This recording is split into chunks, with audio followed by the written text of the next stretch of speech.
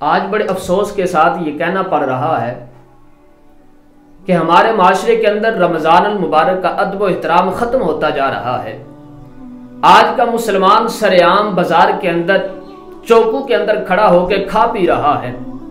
इस मुबारक महीने का यार हम पर अदब ज़रूरी है।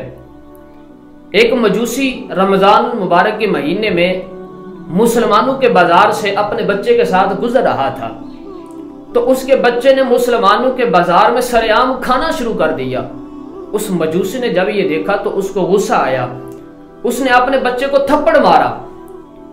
तो जब उस मजूसी का इंतकाल हो गया तो किसी ने उसको ख्वाब के अंदर देखा, तो पूछा कि बता अल्लाह ने तेरे साथ क्या मामला फरमाया है।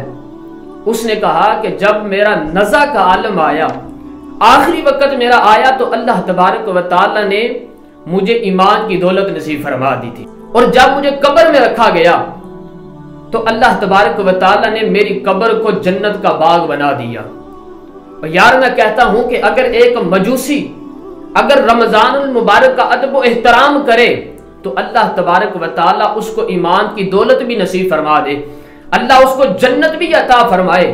तो हम तो हुजूर का कलमा पढ़ने वाले हैं, हम तो हुजूर के गुलाम हैं, तो फिर हमें किस कदर इस मुबारक महीने का अदब व एहतराम करना चाहिए।